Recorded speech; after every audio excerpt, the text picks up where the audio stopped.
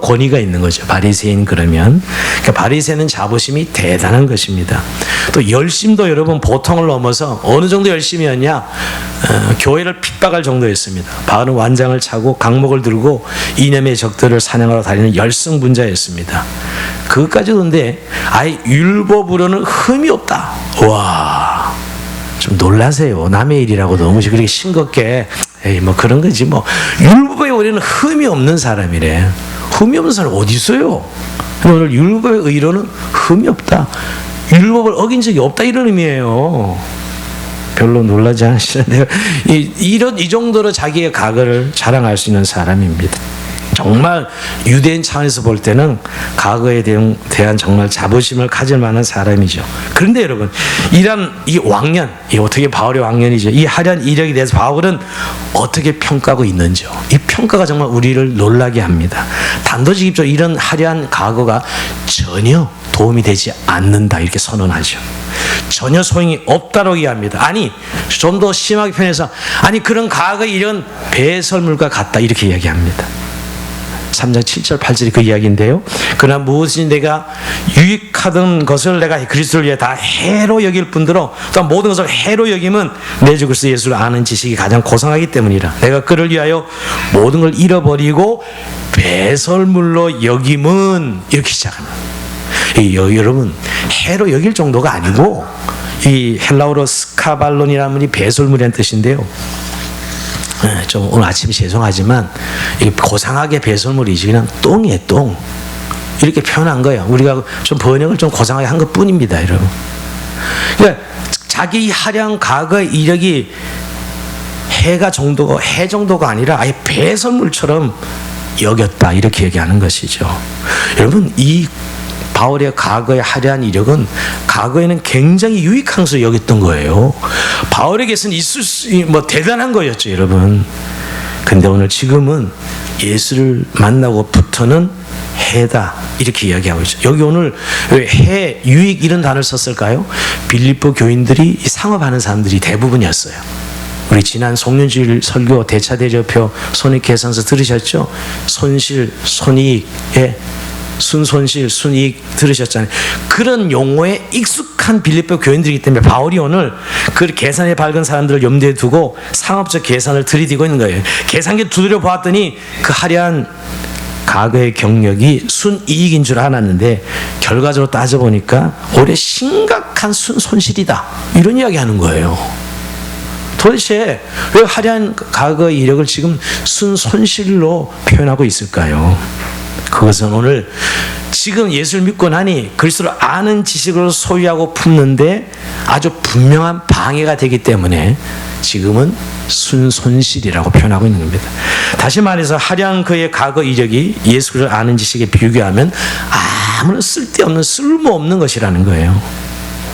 결국 지금 현재로서는 그 과거의 화려한 이력이 자신의 삶의 안티 역할을 하고 있다 이렇게 이야기해 볼 수 있어요. 지금 말로 바꾸면 여러분, 한마디로 화려한 과거는 불필요한 것을 넘어서 썩은 냄새가 나고 후각에 고통을 주는 배설물, 똥이다 이 말이에요. 그 수준밖에 안 된다는 것이죠. 여러분, 이 지금 바울의 선언에 대해서 우리 다시 한번 오늘 아침 생각해 봐야 됩니다. 오늘 예수님도 여러분 이런 바울과 같은 비유를 드셨죠. 하늘나라 비유를 들 때 어떤 농부가 밭을 갈다가 그 밭에 큰 보물이 묻혀 있는 걸 발견하고 갑자기 이 사람이 자기 전세선 다 팔아가지고 그 쓸모없는 땅을 사는 거예요. 그래서 세상 사람 저 미친 농부 봐. 아니 자기 전세는 팔아서 저 밭을 왜 사지? 그 비싼 가격을 쳐주면서 그러나 농부는 압니다. 그 밑에 어마어마한 보물이 땅 밑에 있다는 사실을 알고 그 밭을 사는 것이죠. 어떤 사람이 미쳤겠어요? 아니요. 미친 게 아니라 그는 더 나은 가치, 어마어마한 보물을 발견했기 때문에 자기의 전 재산을 다 팔아서라도 그 밭을 사는 것이죠. 이게 여러분 진정한 가치를 발견한 사람이 취하는 행동입니다. 천지를 주관하시는 하나님 나라의 가치, 그 하나님의 가치를 알고 예수 그리스도의 가치를 알고 그 밭의 보화를 사는 것이요. 그 진주를 사는 것이죠, 여러분. 세상 사람들은 그걸 순손실로 보지만 믿음의 눈, 이 보화를 발견한 사람 눈에는 순이익으로 보이는 것입니다. 지난날 소유하고 있던 것이 이익같이 보이지만 보화와 진주의 가치에 비교할 때는 손실을 넘어서 배설물에 지나지 않는다, 이렇게 고백하는 것입니다. 도대체 무슨 말입니까? 오늘 이제 중요한 건 오늘 이 본론이에요. 도대체 바울이 과거를 평가하는 방식, 바울이 과거를 평가하는 방식이 지금 현재의 상태를 기준으로 과거를 평가하고 있다는 거예요. 근데 대부분의 인생들은 여러분 어떻게 평가하냐, 자기가 과거 어떻게 한 일을 기준으로 지금을 평가해요. 그래서 사실 늘 과거에 살고 있는 거예요. 자, 오늘 중요한 포인트는 여기에 있습니다. 오늘 설교에 많은 사람들은 아직도 지금 바울은 예수 믿고 변화된 이 기준으로 과거를 보니 과거 그 화려한 이력은 배설물과 같다, 이렇게 순손실이다 그런 거예요. 만약 그가 과거를 기준으로 했다면 지금도 그 과거에 얽매여서 와 나는 대단한 사람이야 교만하면서 아직도 예수 모르고 하나님 모르고 살아갔겠지요. 근데 그는 오늘의 기준으로 과거를 평가하는 것입니다. 여러분, 이제 우리의 신앙관이 이제 새해를 정말 믿음으로 받으면서 변화될 것이 이 부분이에요. 지금 바울은 자신이 그리스도 안에 사는 기준으로 과거를 평가하고 있습니다. 한마디로 여러분, 지금 예수 믿는 기준으로 보면 그의 화려한 과거가, 그 왕년이 하나도 도움이 되지 않는다는 거예요. 그런 의미에서 과거는 그 자체로서는 별 의미가 없다는 것입니다. 그의 화려한 과거는 이제 현재 그리스도의 관계에서 어떤 기능을 하느냐에 따라서 그 과거는 기억되기도 하고 폐기되기도 해야 된다는 거예요. 여러분, 물론 여러분 과거는 바꿀 수는 없어요. 과거의 사건을 바꾸지는 못합니다. 여러분, 바꾸지 못하는 과거의 사건은 수용하는 게 지혜죠. 수용해야 됩니다. 그러나 여러분, 그 과거에 대한 해석과 활용은 지금 현재 이 시점에 내가 어떻게 하느냐에 따라 크게 달라질 수 있어요. 물론 과거에 일어난 사건이나 그 팩트를 바꿀 수는 없어요. 하지만 현재 내가 미치는 영향은 내가 지금 바꿀 수 있어요. 오늘 좀 약간 설교 어렵게 느끼시는 분이 있는데, 그 현재 미치는 영향은 내가 지금 바꿀 수 있다는 거예요. 그 사건을 바꿀 수는 없지만 그 과거가 지금 내게 미치는 영향은 지금 내가 어떤 자세로 대하느냐에 따라, 즉 현재를 어떻게 결정하느냐에 따라 과거는 얼마든지 영향을 미치게 할 수도 있고 미치지 못하게 할 수도 있다는 거예요. 한번 이런 겁니다. 여러분, 우리가 새해가 됐지만 여전히 과거의 아픔과 상처들을 가득 안고 지금 새해를 맞이하고 있다면 사실 새해를 맞이하고 있는 건 아니에요. 여전히 과거 연장이지 사실은. 여러분, 우리가 예수 믿는 의미가 뭡니까? 예수님이 우리 죄를 십자가에 죽으시고 우리의 모든 아픔과 과거의 죄와 어둠들을 보혈표로 다 덮어주셨어요. 전과 기록 싹 삭제해 주셨거든요. 그런데도 불구하고 새해를 됐지만 여전히 지금 생각은 과거에 겪은 상처 때문에, 아픔 때문에, 죄 때문에 자책하고 자학하고 있다면 새해는 아니에요. 여전히 과거에 머물러 있는 거죠, 사실은요. 여전히 과거의 아픔이 나를 지금 현재를 망치고 있어요. 현재 영향을 미치고 있으니까 여러분.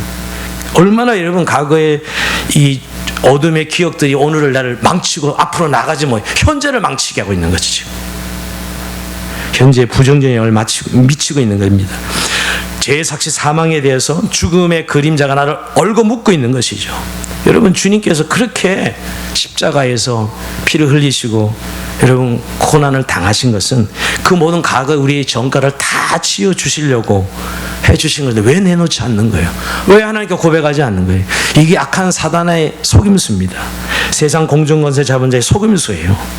이렇게 이야기하면 목사님, 내가 과거의 아픔과 상처를 내려놓고 봤자 뭐가 달라지는데요? 나만 더 비참해져요. 내 자존심만 더 비참해져요. 정말 저는 그분에게 묻고 싶어요. 예수님 믿으시는 분입니까? 여러분, 주님이 바로 그거 위해서 십자가에 죽으셨는데 뭐 이야기해봤자 고백해봤자 뭐 달라지냐고, 내 현실이. 너무너무 달라지는데 예수님이 이미 유효하도록 십자가에서 다 해놓으셨는데, 여러분, 주님은 오늘 우리에게 이 아침 새해를 맞이하려면 정말 보혈의 능력을 의지해서 믿음으로 우리가 가진 과거의 죄나 어둠과 상처들, 아픔들을 다 내려놓으라고 말씀하고 있습니다. 여러분, 이 아침 아직도 나의 현재에 영향을 미치고 있는 아픔과 상처가 있다면 정말 성령을 의지해서 보혈의 능력에서 내려놓으시기를 주의 이름으로 축원드립니다. 여러분, 주님은 왜 우리에게 이렇게 말씀하시냐면 그렇게 말씀하신 근거를 만들어 주셨어요. 정말 하나님께 다 내려오면 해결해 주시겠다고 말씀하셨거든요. 자, 이 구절 한번 읽고 넘어요. 로마서 3장 25절에서 26절 같이 한번 읽어봅니다. 시작. 이 예수를 하나님의 그의 피로서 믿음으로 말미암는 화목제물로 세우셨으니 이는 하나님께서 길이 참으신 중에 전에 지은 죄를 관가하심으로 자기의 의로우심을 나타내려 하심이니 곧 이때에 자기의 의로우심을 나타내사 자기도 의로우시며 또한 예수 믿는 자를 의롭다 하려 하심이라. 여기 오늘 중요한 것은 길이 참으시는 중에 전에 지은 죄를 관가하심으로 그랬어요. 정말 이 말씀 마음으로 새기고 가슴으로 느끼고 결단으로 다져야 될 말씀이에요. 맞습니다. 믿는 자를 의롭다 하기 위해서 하나님께서 과거의 죄를 관가하셨다. 이 관가라는 단어가 헬라어로 파레시스라는 단어인데 그냥 지나쳐 버리는 거, 풀어주는 거, 눈 감아주는 거예요. 한마디로 보이지 않는 존재로 취급하겠다는 것이죠. 여러분, 예수님께서 십자가 지신 사건을 너무 추상적으로 이해하시는 분들이 많아요. 유효하게 정말 우리가 믿는다면 이미 십자가에서 우리의 모든 과거의 죄는 다 예수님이 처리하셨다는 거예요. 그래서 여러분, 그리스도인에게는 정가가 없다니까요. 정가율이 아무것도 없어요. 그리스도에게는. 이게 성경이 말하고 있는 진리입니다. 여러분, 하나님께서는 이스라엘 백성들을 이런 이야기를 했어요. 에레미야서에 보면 에레미야 31장 한번 띄워줘 보시죠. 이 말씀이 좀 긴데 여기도 결국은 이 에레미야서가 얘기할 때는 이스라엘이 하도 죄를 지어서 그냥 포로로 잡혀가게 다 망하는 그런 사실입니다. 그런 중에도 하나님이든 내가 너희의 하나님이 될 것이고 너 그들은 내 백성이 될 것이라 말씀하시면서 마지막 에레미야 31장 34절에 보면 내가 그들의 악행을 사고 다시는 그 죄를 기억하지 아니하리라.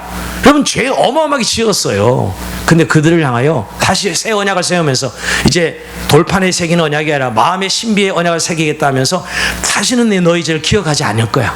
너희 죄 없어. 넌 내 백성이야. 라고 이렇게 이야기하겠다는 거예요. 이게 하나님이십니다. 이게 자기 백성의 하나님의 합리적이지 않죠, 여러분. 정말 하나님은 합리적이지 않으세요. 요즘 말로 누구 편애하시는 하나님 그런데 그런 하나님이에요. 자기 백성이라는 이유 때문에 내가 너희의 죄를 다시 기억지 않겠다. 그래서 우리 보고 어떤 명령을 주시죠? 자, 이사야 43장 18절 이건 한번 같이 읽어봅니다. 이렇게 명령합니다. 시작.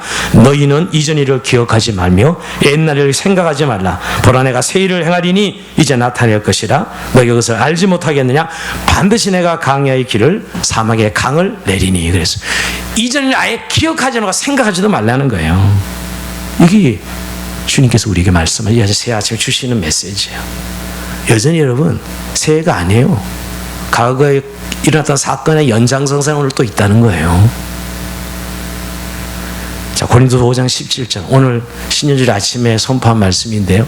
이 말씀 누구든지 그리스도 안에 있으면 새로운 피조물이라. 이전 것 지나갔으니 보라 새것이 새해가 되면 새로운 피조물로 다시 만들어 주겠다고 말씀하는데 늘 횟수만 바뀌지 여전히 우리는 새 것이라는 생각을 하지 않습니다. 새 것을 선포해야 되잖아요. 그리스도 안에서 단 새 거야 이하치.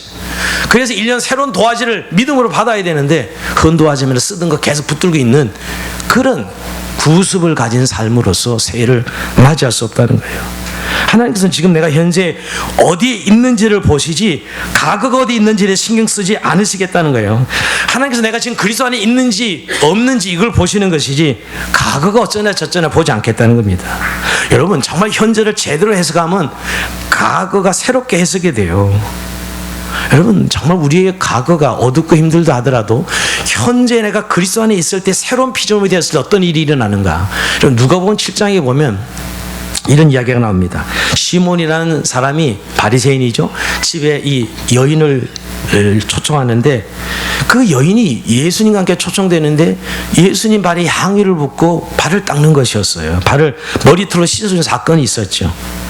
근데 이 시몬이 보기에는 와, 아니 예수란 자가 선지자라면서 그것도 몰라? 저 여인이 얼마나 더러운 여자인데 저 여자가 얼마나 더러운데 향유를 붓고 머리털로 씻는데 그걸 가만히 있는가 하고 예수님을 우습게 보고 있는 거 아니겠어요? 이때 예수님께서 여인에게 이런 이야기를 합니다. 누가복음 7장 47절을 보면 그의 많은 죄가 사해졌도다. 이는 그의 사랑함이 많음이라. 사함을 받은 이 적은 자는 적게 사랑하느니라. 이렇게 말합니다. 시몬 들으라고. 야 이놈아, 너는 그렇게 잘나고 똑똑하고 뭐 의롭게 살아? 너는 사랑을 적게 받고, 이 여인이, 죄 많은 이 여인의 말로 지금 사랑을 많이 받는다 이렇게 표현합니다. 그야말로 로마서 표현대로 죄가 더한 곳에 은혜가 더 넘치는 진리의 역사를 확증하시죠. 이건 분명히 바리새인 시몬에 비하면 훨씬 더 많은 죄를 지었어, 이 여인이 말이에요. 근데 결과는 어때요? 누가 더 사랑을 받습니까? 이 여인이 훨씬 더 많은 사랑을 받습니다. 더 큰 하나님을 체험하게 됩니다. 여기서 여러분, 지난날의 눈물의 아픔이 예수님을 영접하면서 오히려 더 큰 애가 넘치게 되는 큰 감사의 배경이 되죠. 여러분, 많은 사람들은 이 여인만 봐도, 이 바리새는 여전히 이 여인을 평가할 때 과거에 그렇게 죄짓고 창녀처럼 살고 그거 생각하고 이 여인을 보고 있는 거예요. 또 예수님 뭘 보고 있는 거예요? 그 여인의 과거 보고 있지 않아요. 지금 예수 그리스도를 향하여 헌신과 사랑을 보고 계신 것이죠. 그 믿음을 보고 계신 거예요. 그리고 그 여인을 칭찬하시는 것이죠. 여러분, 우리의 생각은 이 시몬과 같은 생각이에요. 근데 하나님과 예수님은 그렇지 않아요. 그렇지 않다는 거예요. 정말 현재 예수님에 대한 태도와 예수님의 신앙을 보고 그 여인에게 사랑을 선포합니다. 오히려 여러분, 현재 그녀의 신앙의 자세를 보면서 영원히 기억될 이 복음이 전파되는 이 여인의 모든 기사를 전하라고 하나님 미담의 주인공으로 그녀를 승격시킵니다.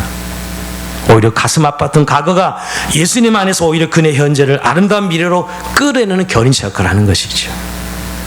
여러분, 반면에 여러분, 아무리 과거에 화려한 과거가 있고, 근데 그거 자기의 공로인한 잘난 척하는 사람들은 그 왕년이 하나님 앞에서 아무런 의미를 가지지 못합니다. 그래서 저는 한국에 문제가 있는 교회 지도자들 이야기를 들으면 참 과거에 참 좋은 분들이었는데, 참 신앙적으로 살았는데 지금 뭐예요? 사실은 아무 소용이 없잖아요.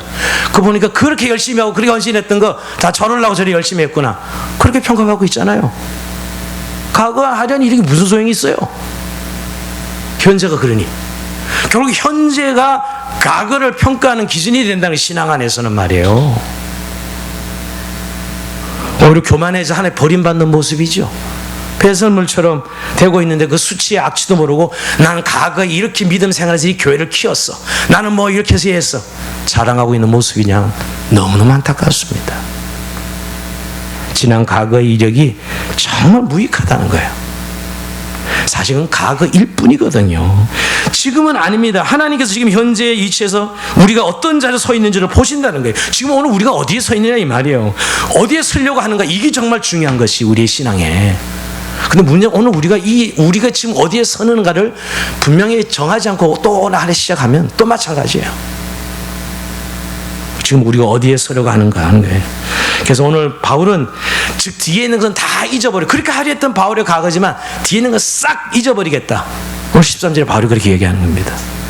이 우리가 과거에 대한 정확한 해석의 자세예요. 그리고 여러분, 미래는 또한 미리 결정되어 있지 않습니다. 여러분, 우리가 그리스도 안에 있을 때 우리에 대한 평가가 그저 과거에서 좌우되는 것뿐만이 아니라 또한 미래 또한 미리 결정되어 있지 않습니다. 우리는 약간 예정론을 믿는 이 칼빈주의자들은 미래가 마치 결정되어 있는 것처럼, 그건 구원의 문제지 여러분. 결정되어 있지 않아요 여러분. 오늘 내가 어떻게 하느냐에 따라, 내 현재 자세, 행동, 거지에 따라서 미래의 방향이 열려 있습니다. 바울이 빌립보서 3장 12절 14절 내가 이미 얻었다 한다니 온전히 이루었다 한다 함이라. 오직 내가 그리스도 예수께 잡힌 바 된 것을 잡으려고 달려가노라. 뭘 강조하고 있는 거예요 바울이 지금요? 현재 경주의 자세를 강조하고 있는 거예요. 내가 과거에 어쨌다, 또 미래는 그냥 마냥 잘 되겠지, 지금 그렇게 말하고 있는 게 아니에요. 우리는 믿음이라 그러면 막연히 미래에 잘 되겠지, 이게 믿음을, 아니요, 그건 믿음이 아니에요. 사실 지금 내가 하나의 은혜에 붙잡은 거 달려가는 현재를 보고 있는 것이죠. 오늘 바울의 고백 속에 깨닫게 되는 건, 미래는 현재의 자세와 결단이 이어져서 그 결과로 만들어지는 것이지 미리 정해져 있는 것이 아닙니다. 미래는 지나간 과거에 결정되어 있지 않습니다. 미래는 현재 내가 방향을 어디에 트느냐에 따라 하나님 안에서 내가 만들어가는 것이에요. 그래서 오늘 바울은 뒤에 있는 걸 잊어버리고 앞에 있는 걸 잡으려고 현재를 몰아붙이고 있는 자기 현재의 자세를 이야기하고 있죠. 현재 경주자의 자세를 이야기하고 있다고요. 우리가 이런 의미에서 여러분, 구약에 보면 선지자들의 활동을 이렇게 생각해 보면, 선지자들이 마치 미래의 어떤 확정된 사건을 알려주는 점쟁이들로 오인하는 사람들이 많습니다. 근데 여러분, 선지자는 그런 역할이 아니에요. 그 시대의 사람들을 하나님께서 돌이켜 회개시키는 걸 목적으로 말씀을 선포하는 사람들이지, 장래에 어떻게 될 것인지를 알려주는, 호기심을 채워주는 점술가들이 아닙니다. 선지자들은 예고가 주업이 아니고, 미래의 일을 알려주는 게 주업이 아니고 현재를 위한 선포가 가장 중요한 주업이었어요. 현재를 위해서 이야기했던 게 선지자들이요. 미래를 말하는 것은 현재를 위한 경고이지 미래를 정해져 변할 수 없는 것을 알리는 것이 아니었습니다. 오해하면 뭐냐면, 선지자 이야기하면 그대로 될 거야, 운명을 결정하는 것처럼 말하는데, 아니요. 왜 미래를 그렇게 이야기해 주냐? 망한다고. 현재 회개하라고. 현재의 자세를 바꾸려고 말씀하는 것이지 미래가 그렇게 되는 것에 초점이 있는 게 아니거든요. 근데 많은 사람들은 미래에 뭐가 되는 것에 관심이 많아. 현재를 이야기해 준 건데, 여러분. 그래서 여러분, 에레미야 18장 7절 이하에 보면, 제가 시간을 거기 보면 이렇게 합니다. 하나님께서 에레미야에게, 내가 어느 민족의 국가를 뽑거나 부수거나 멸하려 할 때, 만일 내가 말한 그 민족이 그 악에서 돌이키면 절대 망하지 않, 내가 망하겠다 이야기했지만 돌이키면 망하지 않게 하겠다는 거예요. 근데 반대로 안 망하겠다고 이야기했지만 죄를 지으면 망하게 하겠다는 거예요. 이게 오늘 예언의 특성입니다. 운명으로 결정된 것을 예고하는 일이 아니라는 거예요. 현재 잘하라고 독려하면서 이대로 갈 경우 미래에 어떻게 될 것인가를 이야기한 것이지 미래를 결정짓는 게 아니에요. 여러분, 우리 요나서 잘 알죠? 요나서 3장 4절에 보면 이름 40일이 지나면 니네가 무너지리라. 요나 가서 이렇게 외쳐라. 40일이 지나면 무너진다고 선포했어요. 근데 이렇게 요나가서 이제 기분 좋게 외치죠. 이방인들 다 망해야지 하고. 근데 외치는데 왕부터 막 회개하고 금식하면서 돌이키는 거예요. 분명히 망한다고 선언했는데, 이 선지자는. 근데 여러분, 멸망 취소하잖아요. 망하지 않게 합니다, 하나님이. 아니, 망하게 한다고 해놓고 취소한다니까, 하나님이. 정말 요즘 말 기가 얇으신 하나님이고 마음이 약한 하나님이에요. 맞습니다, 여러분. 노하기를 더디하시는 하나님이죠. 여러분, 이 뜻이 미래는 이렇게 결정되는 게 아니에요. 근데 의외로 우리나라 사람들은 점쟁이를 좋아하고 성경을 봐도 뭔가 결정되어 있는 것에 자신의 운명을 맡기는 사람들이 너무 많습니다. 여러분, 미래는 결정되는 게 아니라 하나님 안에서 만들어가는 것이에요. 여러분, 그런 의미에서 우리가 과거를 바꿀 수 없어도 미래는 현재 내 결단에 의해서, 내가 하나님과 관계 맺는 것에 의해서 결정되는 것이죠. 결국 이 말, 오늘 중요한 것은 현재 우리가 정말 하나님의 특성이 뭐냐면, 우리의 생명에 붙어 있는 한 계속 새로운 기회를 주신다는 거예요. 언제? 현재에다가. 과거에 어떻게 살았어도, 작년까지 어떻게 오래 지냈어도 오늘이라는 새해 시간에 또 하나는 새로운 기회를 주시는 하나님. 믿음으로 산다는 이거예요. 오늘 새로운 기회를 우리가 정말 붙들고 있느냐는 거예요. 날마다 새롭게 하시는 하나님, 늘 새롭게 하시는 하나님, 현재 기회를 주고 계신 하나님. 자, 고린도서 6장 2절, 이건 같이 읽어봅시다. 시작. 6장 2절 시작. 이르시되 내가 은혜 베풀 때 너에게 듣고 구원의 날을 도왔다 하셨으니 보라, 지금 은혜 받을 만한 때요, 지금은 구원의 날이로다. 아멘. 예, 아무리 뭐 어쩌고 저쩌고 지난 과거에 어떤 일이 있어도 지금이란 현재 시간은 다시 은혜의 기회예요. 일어설 수 있는 기회고 다시 할 수 있는 기회예요. 제가 얘기를 드리면 저 자신에게 속입니다. 이렇게 나이 먹어가니까 자꾸 그래, 안 바뀌어, 난 잘 변하지 않나 봐. 옆에 있는 사람을 봐도 그렇고 참 인간 잘 안 변해. 회개 엄청 했어요. 하나님이 너 올해 내 새로운 시간을 준 걸 너 그거 바꾸라고 주신 시간인데 뭐 안 바뀌어? 안 변해? 맨날 그런 자신을 유라로 말이죠. 왜 그런 말 하는 거예요? 안 바꾸려고 변명하는 거죠, 내 자신에게. 이런 말 싹 버리셔야 돼요. 할 만하면 얼마든지 바꾸시는 분이에요. 새 기회를 붙들기만 하면 말이에요. 변할 수 있는 시간으로 새해를 주신 것이지, 그냥 너 그거 살아온 대로 살아, 이게 하나님이세요? 아니라고요. 그러니까 우리에게 정말 중요한 건 현재입니다. 과거와 미래가 모두 다 현재에 달려있는 거예요. 현재는 과거 해석의 기준이 되고 미래의 방향을 잡아주는 키가 되는 것이죠. 결국 지금 오늘 우리가 어디에 위치해 있는가가 중요해요. 늘 아픈 과거의 상처에 발목 잡혀 있는 것이 있다면 정말 털어버리고 새해를 맞아야 돼요. 한번 잘못된 결정 맨날 후회하면서 살아가고 있는 거예요. 왜 그것을 왜 후회하면서 살아가요? 한번 잘못한 걸 끝나내야지, 여러분. 오늘 예수 안에서 내가 새로운 삶을 살았는데 왜 한번 잘못된 결정 때문에 나를 인생을 망쳐야 되냐 이거예요. 지금 결정하면 돼요. 현재를 놓치지 않아야 됩니다. 그래서 여러분, 지금 오늘 우리가 새해를 맞으면 나는 어디에 위치해 있는가, 지금 무엇을 하고 있는가예요. 바울은 그래서 지금까지 제대로 해왔다면 그냥 곧장 스트레이트 고 하라는 거예요. 오늘 본문에서 읽지 않았지만 빌립보서 3장 16절 그 말씀입니다. 오직 우리가 어디까지 이르렀든지 그대로 행할 것이나 너 잘해왔느냐? 그는 그대로 고 하면 돼. 근데 만약에 방향이 잘못됐다 하면 반드시 즉시 유턴하라는 거예요.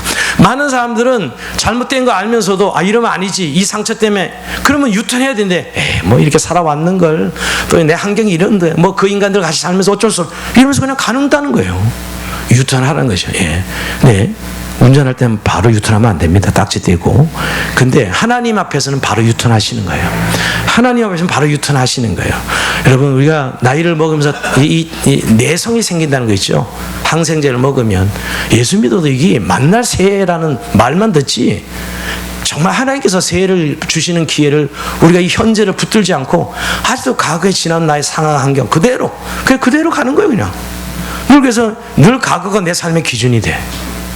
이거야말로 그리스도의 말씀과 상과는 너무너무 거리가 멉니다.